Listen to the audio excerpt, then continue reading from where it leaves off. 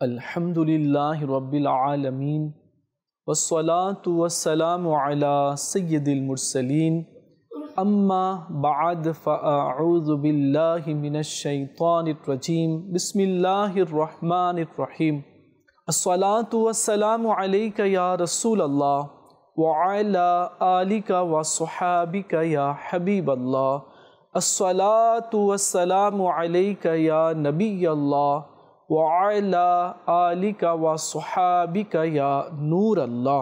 প্রিয় মদিনী চ্যানেলের দর্শকবৃন্দ, আপনারা দেখছেন অনুষ্ঠান প্রিয় নবী সাল্লাল্লাহু আলাইহি ওয়াসাল্লামের দান। নবী সাল্লাল্লাহু তাআলা আলাইহি ওয়া আলিহি ওয়াসাল্লামকে আল্লাহ তাআলা কাউসার দান করেছে, অর্থাৎ অসংখ্য মঙ্গল আল্লাহ তাআলা দান করেছে, অনেক নিয়ামত আল্লাহ তাআলা দান করেছে, অনেক কল্যাণ আল্লাহ তাআলা তার মাহবুব সাল্লাল্লাহু আলাইহি ওয়াসাল্লামকে দান করেছে। আর নবী সাল্লাল্লাহু আলাইহি ওয়াসাল্লাম যাকে যত ইচ্ছে দান করে থাকেন। আজকে আমরা এ বিষয়ে জানার চেষ্টা করব। চলুন আগে আমরা দুরূদ শরীফের একটি ফজিলত শ্রবণ করি। আমাদের নবী সাল্লাল্লাহু আলাইহি ওয়াসাল্লাম ইরশাদ করেছেন, যে ব্যক্তি আমার উপরে সকালে 10 বার আর সন্ধ্যায় 10 বার দরুদ পড়ে, আমি নবী কিয়ামতের দিনে তার সুপারিশ করব। সুবহানাল্লাহ। প্রিয় ইসলামী ভাইরা, কত বড় একটি উপহার রয়েছে যদি উম্মতি নিজের নবীর উপরে দরুদ পড়ে 10 বার সকালে আর 10 বার সন্ধ্যায়। তো আমার নবী ইরশাদ করছেন কি সেই ভয়াবহ দিনে, সেই কঠিন দিনে, যেদিন মানুষ ইয়া নফসি করবে, যেদিন সূর্য মাথার উপরে চলে আসবে, মানুষের মগজ গরম পাতিলের মতো টকবক টকবক করবে। আমার নবী বলেন, সেদিন না মা তার সন্তানের কাছে আসবে, না সন্তান মায়ের কাছে যাবে, সবাই নিজেরটা নিয়েই চিন্তিত থাকবে, সবাই নিজেকে নিয়েই টেনশনে থাকবে। আমার নবী বলেন, সেই ভয়াবহ দিনে আমি তার সুপারিশ করব আর নিজের সাথে জান্নাতে নিয়ে যাব।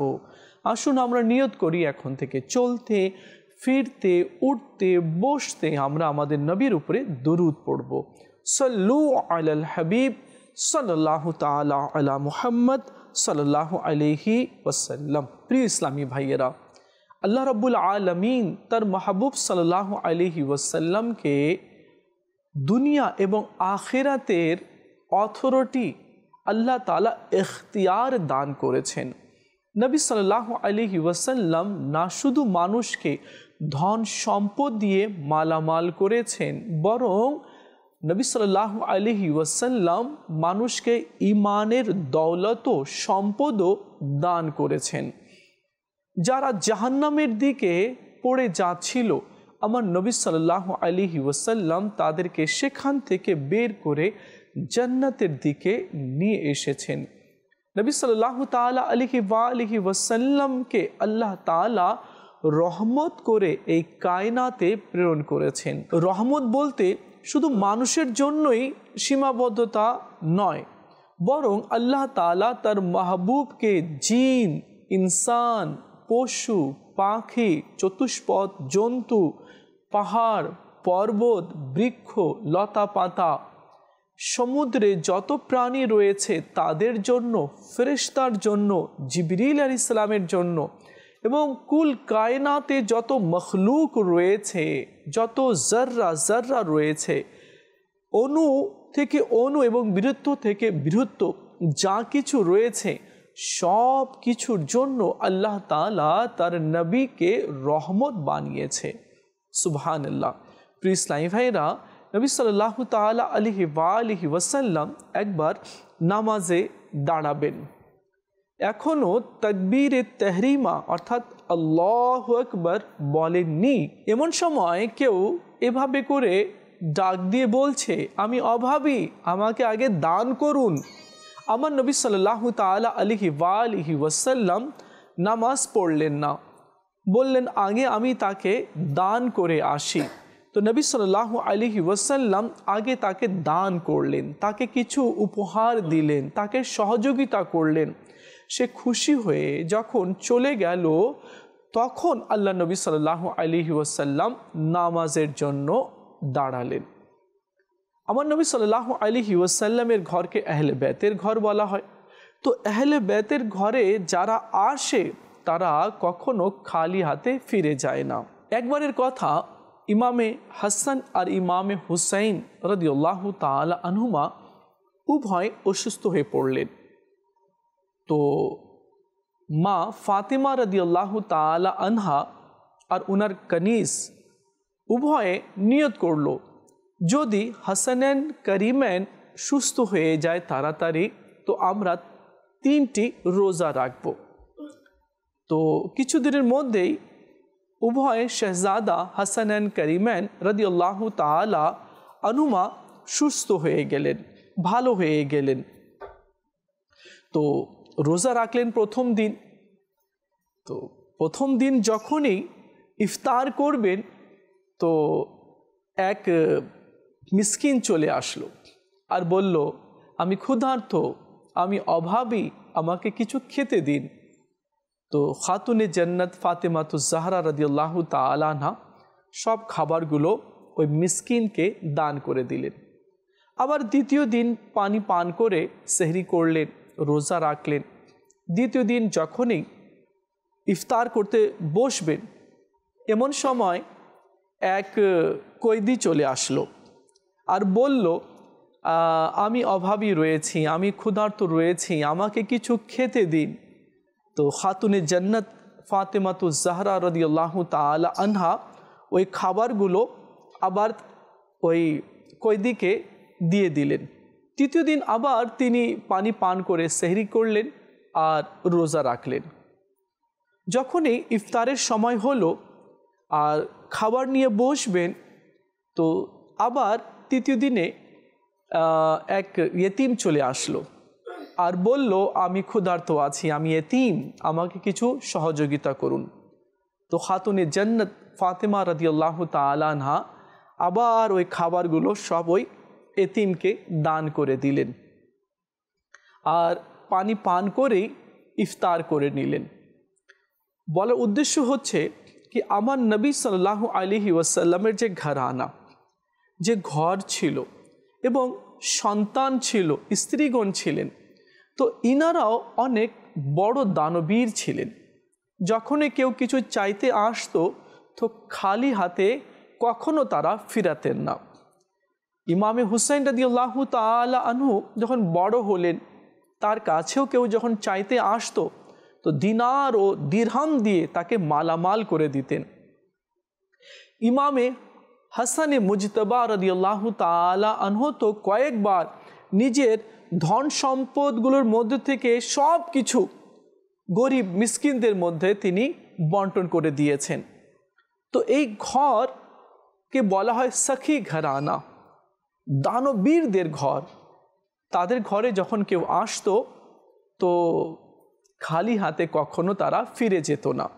তো আল্লাহ তাআলা আমাদেরকেও এই সমস্ত রেওয়ায়েত থেকে আর আমাদের ইসলামের সৌন্দর্যতা যে আল্লাহ তাআলা দান করেছে, এখান থেকে আমাদেরকেও শিক্ষা অর্জন করার আল্লাহ তাআলা তৌফিক দান করুক। এখন আল্লাহ তাআলা আমাদেরকেও তো সম্পদ দিয়েছে, এখন আমরা কিভাবে আল্লাহ পাকের নৈকট্য লাভ করতে পারবো, আমরাও কিভাবে মানুষের সহযোগিতা করে কিভাবে আমরা আরও বেশি নেকি অর্জন করতে পারবো, তো এগুলো কিছু বিষয়গুলো চিন্তা করতে হবে আর কিছু ডিজাইন করতে হবে আমাদেরকে কি ঠিক আছে আমি এই দিনে এমন ব্যক্তিকে সাহায্য করব, বা রমজান মাস আসলে আমার আত্মীয়র মধ্যে যারা যারা গরিব আছে তাদের লিস্ট করে আমি তাদের মাঝে খাবার, কাপড়, টাকা পয়সা পৌঁছিয়ে দেব। তারপর এভাবে আপনি ডিজাইন করুন কি আমার মহল্লাতে, আমার এলাকাতে কারা কারা আছে বা আমার প্রতিবেশীর মধ্যে কারা কারা আছে। তো এইভাবে করেও আমরা করতে পারি, কেননা যে ব্যক্তি আল্লাহ তাআলার কাছে কিছু অর্থ সম্পদ জমা রাখবে তো আমার আল্লাহ বলে আমি সেদিন তাকে দিব যেদিন তার অনেক বেশি ওই নেকির প্রয়োজন হবে, তো এর বদলা আমি তাকে আখিরাতে দিব। তো যখন আমরা কাউকে সাহায্য সহযোগিতা করি তো এটা আল্লাহর কাছেই আমরা জমা রাখি। আর মানুষের তো কিয়ামতের দিনে নেকির প্রয়োজন হবে, অনেক প্রয়োজন হবে। অনেকেই একটি গুনাহের কারণে ফেঁসে যাবে, আর অনেকেই একটি নেকির কারণে সে জান্নাতে যেতে পারবে না। তো আমাদের নেকির অনেক প্রয়োজন, অনেক প্রয়োজন। আল্লাহ তাআলা আমাদেরকে আমল নামা দিয়েছে। এখন এই আমল নামাতে আমরা কি লিখছি বা কি লিখাচ্ছি? আমরা যখন আমরা কোনো শপিং মলে যাই বা কোনো অফিসে যাই, তো সেখানে আমরা সিসি ক্যামেরা দেখি না, এখানে ডিসিপ্লিন বজায় রাখতে হবে, এমন কিছু করা যাবে না, কেননা সিসি ক্যামেরা রেকর্ড করছে। তো যখন আমরা কোথাও সিসি ক্যামেরা দেখি তো আমরা অ্যালার্ট হয়ে যাই, সতর্ক হয়ে যাই, ডিসিপ্লিন একেবারে খুব বেশি আমরা ডিসিপ্লিনের উপরে চলতে আমরা চেষ্টা করি। আচ্ছা, এটা তো ছিল সিসি ক্যামেরার ব্যাপারে। দেখুন প্রিয় ইসলামী ভাই, আল্লাহ তাআলা আমাদের মাঝে দুটি ফেরেশতা নিয়োগ করেছে, কিরামান কাতিবিন। আমরা ঘুমিয়ে পড়ি, এই ফেরেশতা ঘুমায় না। আমরা দুর্বল হই, তো এই ফেরেশতারা দুর্বল হয় না। এরা সব সময় অ্যালার্ট থাকে আর সব সময় আমাদের কৃতকর্মগুলো সবগুলো নোট করে রাখে। আজ সামান্য ভুল যদি আমাদের সিসি ক্যামেরাতে ধরা পড়ে তো আমরা লজ্জিত হয়ে যাই। আমি জানতাম না, আচ্ছা এখানে সিসি ক্যামেরা ছিল, আচ্ছা আমি এই ভুলটি করে বসেছি আর সিসি ক্যামেরাতে আমার ফুটেজগুলো চলে এসেছে। তো সে লজ্জিত হয়, অপমানিত হয়। তো এটা তো হচ্ছে দুনিয়ার লজ্জা, কিন্তু কিয়ামতের দিনে কি হবে চিন্তা করুন। এখানে যা রেকর্ড হচ্ছে, কিরামান কাতিবিন যা রেকর্ড করছে, কিয়ামতের দিনে তো এগুলো সব পুঙ্খানুপুঙ্খানুভাবে পড়ে শোনাতে হবে।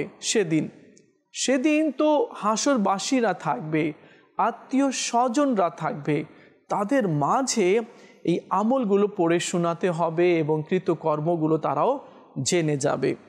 তো আমাদের উচিত হবে যাতে করে আমরা নেক আমল করি, ভালো কাজ করি। দেখুন, কিছু বুজুর্গ বলেছেন যে গুনাহ করে, গুনাহ করার পরেও যে অনুতপ্ত হয় না, লজ্জিত হয় না, এর পরেও সে হাসে এবং গুনাহ কথাগুলো অন্যান্যদেরকে বলে বেড়ায়, তো এমন ব্যক্তিকে আল্লাহ তাআলা জাহান্নামে নিক্ষেপ করে দিবে আর সে সেখানে গিয়ে কান্না করবে। আর কান্নার ব্যাপারে এসেছে যে গুনাহগারেরা যখন কান্না করবে তো তাদের চোখ থেকে তো প্রথমে পানি ঝরবে, অশ্রু ঝরবে, এরপরে অশ্রু শেষ হয়ে যাবে, এরপরে রক্ত প্রবাহিত হবে চোখ থেকে। হ্যাঁ, তো আজ যারা গুনাহ করার পরেও দুনিয়াতে কান্না করছে না, হাসছে এবং গর্ব করছে, ঠাট্টা মশকারি করছে, তো এমন ব্যক্তি জাহান্নামের মধ্যে ভীষণ কান্না করবে। আর যে ব্যক্তি নেক আমল করার পরেও আল্লাহর ভয়ে কান্না করে, নেক আমল করার পরেও, নামাজ আদায় করার পরেও, কোরআন তেলাওয়াত করার পরেও, হজ করার পরেও, জাকাত দেওয়ার পরেও, তাসবিহ তাহলিল পাঠ করার পরেও, সাহায্য সহযোগিতা মানুষকে করার পরেও যারা কান্না করে আল্লাহর ভয়ে, তো আল্লাহ তাআলা তাকে জান্নাতে প্রবেশ করাবে।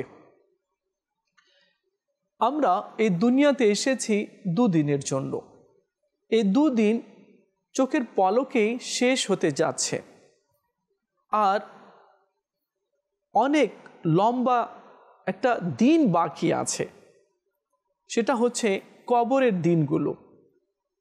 এখানে খুব কঠিন একটি দিন রয়েছে। এক তো আমাদের সুন্দর সুন্দর চুলগুলো কবরের মধ্যে সব ঝরে যাবে।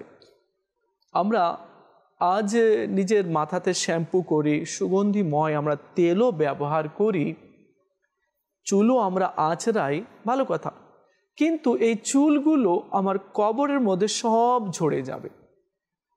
চোখ আছে এত সুন্দর, আমরা দেখছি, চোখের যত্ন আমরা নিয়ে থাকি, কিন্তু কবরে এই চোখও গলে পড়ে যাবে। আমরা প্রত্যেক দিন মিসওয়াক করি বা ব্রাশ করি যাতে দুর্গন্ধ না আসে, কিন্তু এই দাঁতগুলো কবরের মধ্যে সব ঝরে যাবে। আমরা দেহে কত না দামি সাবান ব্যবহার করি, কাপড়গুলো আমরা পরি, তো এই দেহ কবরের মধ্যে গলে যাবে। এই দেহকে মাটি খেয়ে ফেলবে, পোকামাকড় খেয়ে ফেলবে, হাড়গুলো মাটি খেয়ে ফেলবে। বলার উদ্দেশ্য হচ্ছে কি, যখন এগুলো সব শেষে হয়ে যাবে, শুধু আমল বাকি থাকবে, তো আমরা আমলের দিকে কেন অগ্রসর হচ্ছি না? আরেকটি এখানে একটা কথা বলি। এক বুজুর্গ এক কবরস্থানের পাশ দিয়ে যাচ্ছিলেন, দেখলেন এক মুর্দা কবর থেকে বাইরে বের হচ্ছে এবং তার দেহে শিকল পরানো ছিল। সে বুজুর্গ বলেন কি, দেখলাম আমি আর এক ব্যক্তি কবর থেকে বের হচ্ছে, আর যে আগে বের হয়ে গিয়েছিল মুর্দা, তাকে টেনে হেঁচড়িয়ে আবার কবরের মধ্যে নিয়ে গেল, আর তাকে বুরুজ দিয়ে জোরে জোরে প্রহার করা হচ্ছিল, আর সে চিৎকার করছিল, আর চিৎকার করে বলছিল, তুমি আমাকে কেন প্রহার করছো? আমি কি নামাজ পড়তাম না? তুমি আমাকে কেন আযাব দিচ্ছ? আমি কি হজ করিনি? তুমি আমাকে কেন মারছো? আমি কি কোরআন পড়িনি? আমি কি ইবাদত করিনি? আমি কি দান সদকা করিনি? এগুলো করার পরেও তুমি আমাকে কেন শাস্তি দিচ্ছ? তখন ফেরেশতা বলে, হ্যাঁ, এগুলো তুমি করেছিলে, তুমি নামাজও পড়েছিলে, তুমি হজও করেছিলে, তুমি জাকাতও দিয়েছিলে, কোরআনও পড়েছিলে, তাসবিহ তাহলিলও পাঠ করেছিলে, কিন্তু রাত্রে তুমি নাফরমানি করতে। যখন সবাই ঘুমিয়ে পড়তো, তুমি একাকী আল্লাহর নাফরমানি করতে, গুনাহ করতে তুমি।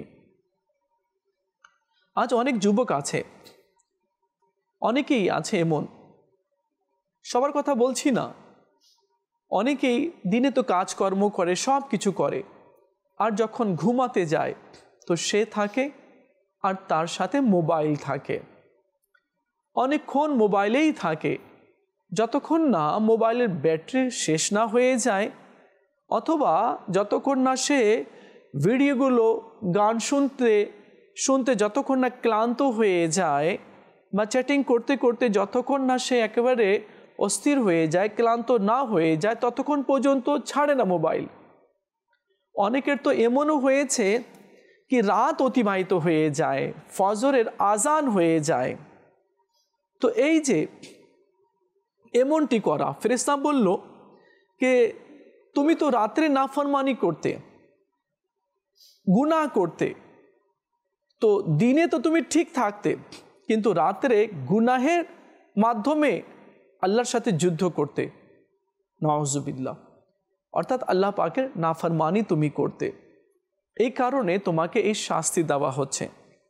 এখন আমরাও একটু নিজের দিকে লক্ষ্য করি কি আমরা কি করছি। আমরাও কি ওই মুর্দার মতো করছি? না, যদি না তাহলে তো ঠিক আছে, তবে ঠিক আছে। আর যদি হ্যাঁ, কে নামাজ পড়ছি, ভালো ব্যবহার করছি, রোজাও রাখছি, তাসবিহ তাহলিলও পাঠ করছি, কিন্তু ঘুমানোর সময় মোবাইলকে নিয়ে নিলাম, তো মোবাইলে তো এখন দেখতে হবে কি কি হচ্ছে মোবাইলে, কি করছি আমি, আর যা করছি, যা দেখছি, এটা কি ভালো নাকি মন্দ? যদি মন্দ হয়, যদি অনেকেই বয়ান শুনে, নাতে মুস্তাফা তেলাওয়াত শুনে, তো সেটা ভিন্ন কথা, ঠিক আছে, কিন্তু নাত, বয়ান, তেলাওয়াত ব্যতীত কেউ যদি গান শুনে বা এভাবে অপরিচিত মহিলার সাথে যদি চ্যাটিং করে বা এভাবে করে টেক্সট মেসেজগুলো লিখে বা কথা বলে, তো এটা তো গুনাহের কাজ রয়েছে।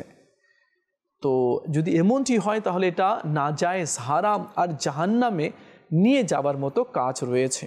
আল্লাহ তাআলা আমাদের সবাইকে বুঝার তৌফিক দান করুক। আল্লাহ আমাদেরকে গুনাহকে চিনারও তৌফিক দান করুক। অনেকে মনে করে না এটা গুনাহ না, কিন্তু বাস্তবিকে সেটা গুনাহ হয়ে যাচ্ছে। আমাদের নবী সাল্লাল্লাহু তাআলা আলাইহি ওয়া আলিহি ওয়াসাল্লাম গুনাহগারকে জাহান্নাম থেকে বের করে জান্নাতের দিকে নিয়ে যাচ্ছেন, আর এটাও নবী সাল্লাল্লাহু আলাইহি ওয়াসাল্লামের করুণা, দয়া আর দান রয়েছে। নবী সাল্লাল্লাহু আলাইহি ওয়াসাল্লাম জাহিরি পর্দা করেছেন, আজও নিজের মাজারে পুর আনওয়ারে উম্মতির জন্য দোয়া করছেন।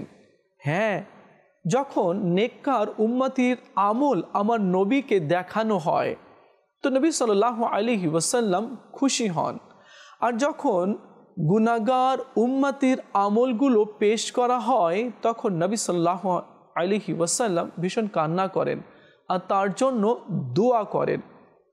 যে নবী আজও আমাদের জন্য, উম্মতির জন্য, গুনাহগার উম্মতির জন্য নিজের অশ্রু নিজের মাজারে বিসর্জন দিচ্ছেন, উম্মতির মায়ায় কান্না করছেন, রব্বি হাবলি উম্মতি বলছেন, আর কিয়ামতের দিনেও এভাবে উম্মতির মায়ায় তিনি ছুটে বেড়াবেন এবং সুপারিশের জন্য আল্লাহর দরবারে আরজি পেশ করবেন। তো নবী সাল্লাল্লাহু তাআলা আলাইহি ওয়া আলিহি ওয়াসাল্লামের আমরা উম্মতি রয়েছি, আর এটাও নবী সাল্লাল্লাহু আলাইহি ওয়াসাল্লামের অনেক বড় কৃপা, অনেক বড় দয়া এবং অনেক বড় দান রয়েছে কে আল্লাহ তাআলা আমাদেরকে নবী সাল্লাল্লাহু আলাইহি ওয়াসাল্লামের উম্মতি বানিয়েছে আর তিনি কবুল করেছেন। আর যদি এভাবে বলে দেন নবী সাল্লাল্লাহু আলাইহি ওয়াসাল্লামকে, হ্যাঁ এগুলো হচ্ছে আমার উম্মতি, সে হচ্ছে আমার উম্মতি, তাহলে তো এহ জগতেও আমরা পুরস্কৃত হব, আর ওই জগতেও আল্লাহ তাআলা আমাদেরকে ইনাম পুরস্কার দান করবেন। এখন দেখতে হবে কি আমি নবী সাল্লাল্লাহু আলাইহি ওয়াসাল্লামের উম্মতি হওয়ার যে হক রয়েছে এগুলোকে আমি আদায় করতে পারছি। চিন্তা করতে হবে, দুনিয়ার এত কাজকর্ম আর এত ব্যস্ততা রয়েছে কি এগুলোর মধ্যেই আমরা হারিয়ে গিয়েছি, আর এগুলোকেই আমরা সব কিছু মনে করে নিয়েছি। না, একটু ব্যাক গিয়ার দিতে হবে, একটু ব্যাকে চিন্তা ভাবনা করতে হবে কি না আমার পাস্ট তো আমার এটা রয়েছে আমি দেখলাম, এখন ফিউচার কি আছে। তো ফিউচার হচ্ছে আমাদের কবর, ফিউচার হচ্ছে আখিরাত। তো এই ফিউচারটা কিভাবে বেটার হবে, কিভাবে ভালো হবে, তো এই দুনিয়াতেই এইটা আমাদেরকে কি করতে হবে, ঠিক করতে হবে। দানশীলতার ফজিলত সম্পর্কে আমরা শুনব, আর নবী সাল্লাল্লাহু আলাইহি ওয়াসাল্লাম তো অনেক দান করতেন। যারা দান করে থাকেন তো তাদের ব্যাপারে আমার নবী সাল্লাল্লাহু আলাইহি ওয়াসাল্লাম কি সুসংবাদ শুনিয়েছেন, চলুন আমরা শুনি। আমার নবী সাল্লাল্লাহু আলাইহি ওয়াসাল্লাম ইরশাদ করেছেন, দানশীলতা জান্নাতের বৃক্ষ সমূহের মধ্যে একটি বৃক্ষ। সুবহানাল্লাহ, যারা দান করে, দানশীলতা এটা হচ্ছে জান্নাতের বৃক্ষ সমূহের মধ্যে থেকে একটি বৃক্ষ, যার শাখা পৃথিবীর দিকে ঝুঁকে রয়েছে। ওই বৃক্ষের শাখাগুলো পৃথিবীর দিকে, দুনিয়ার দিকে ঝুঁকে রয়েছে। যে ব্যক্তি এর মধ্যে কোনো একটি শাখা ধরে নেবে তা তাকে জান্নাতের দিকে নিয়ে যাবে। সুবহানাল্লাহ। তো দানশীলতাকে যে ধরে নেবে তো ওই দানটাই তাকে জান্নাতে নিয়ে যাবে। দানশীলের ভুল ক্ষমা করো, কেননা যখনই সে ভুল করে তবে আল্লাহ পাক তার হাত ধরে নেন, অর্থাৎ আল্লাহ পাক তার সাহায্যকারী হয়, তাকে ধ্বংসে পতিত হওয়া থেকে মুক্তি প্রদান করেন। সুবহানাল্লাহ।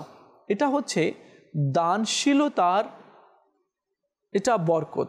আর দানশীল ব্যক্তিকে আল্লাহ তাআলা এই ইনাম আর এই পুরস্কার দিয়ে থাকে, তার ভুলগুলো আল্লাহ তাআলা ক্ষমা করে দেয়।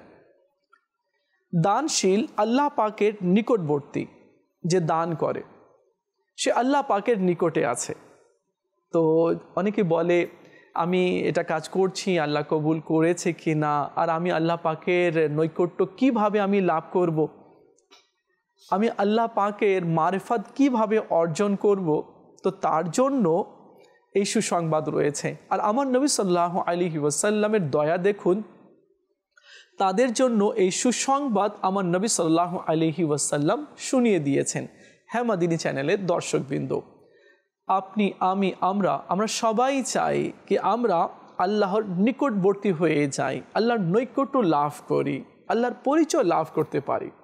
তো এটার একটা মাধ্যম আল্লাহ নবী সাল্লাল্লাহু আলাইহি ওয়াসাল্লাম বলে দিয়েছেন কি দানশীল আল্লাহ পাকের নিকটবর্তী, সুবহানাল্লাহ, জান্নাতের নিকটবর্তী, মানুষের নিকটবর্তী, অর্থাৎ মানুষের হৃদয়ে তার ভালোবাসা ঘর করে নেয়। আর দানশীল ব্যক্তি আগুন থেকে, জাহান্নামের আগুন থেকে দূরে। আর কৃপণ যে আছে, কৃপণ, এই কৃপণ আল্লাহ থেকে দূরে, মানুষদের থেকে দূরে এবং আগুনের সে নিকটবর্তী। আর মূর্খ দানশীল আল্লাহ পাকের নিকট কৃপণ আলিমের চেয়ে উত্তম, সুবহানাল্লাহ।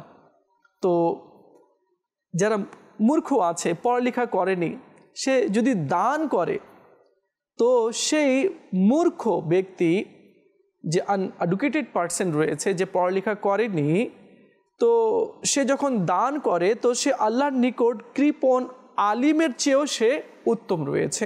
চলুন আমরা আরেকটি হাদিসে কারিমা শুনি এ বিষয়ে। আমার নবী সাল্লাল্লাহু আলাইহি ওয়াসাল্লাম যারা দান করে থাকে তাদের জন্য কি সুসংবাদ শুনিয়েছেন। এটাও আমার নবী সাল্লাল্লাহু আলাইহি ওয়াসাল্লামের সহানুভূতি রয়েছে কি তোমরা করো, তোমরা দান দাও, তোমরা উপকার করো, তো তোমরা এই প্রতিদান পাবে। কি প্রতিদান, চলুন আমরা শুনি। আল্লাহ নবী সাল্লাল্লাহু আলাইহি ওয়াসাল্লাম বলেছেন, হে লোকেরা, যদি তোমরা বেঁচে যাওয়া সম্পদ ব্যয় করো তবে তোমাদের জন্য ভালো, আর যদি তা আটকে রাখো তবে তোমাদের জন্য খারাপ, এবং প্রয়োজনে তোমাদের নিকট রেখে দিলে তবে তোমাদের প্রতি নিন্দা নেই। আর দেওয়ার ক্ষেত্রে সন্তানদের থেকে শুরু করো এবং উপরের হাত নিচের হাত থেকে উত্তম, সুবহানাল্লাহ। এই হাত আর এই হাত, তো উপরের হাত কি উত্তম রয়েছে। তো আমরা দান করব। আমার নবী সাল্লাল্লাহু আলাইহি ওয়াসাল্লাম বেশি পরিমাণে দান করতেন, আর আমরাও যদি দান করব সওয়াবও পাবো, আর দান করার সুন্নতের উপরেও আমল হয়ে যাবে। আল্লাহ তাআলা আমাদের সবাইকে বোঝার, শেখার, আমল করার এবং অন্যান্যদের নিকট এই সমস্ত কথাগুলোকে পৌঁছানোর আল্লাহ আমাদেরকে তৌফিক দান করুক। দেখা হবে আগামী পর্বে, আর একটি বিষয় নিয়ে আলোচনা করব। ততক্ষণ ভালো থাকবেন আর মাদিনী চ্যানেলের সঙ্গেই থাকবেন। সাল্লু আলাল হাবিব সাল্লাল্লাহু তাআলা আলা মুহাম্মদ সাল্লাল্লাহু আলাইহি ওয়াসাল্লাম।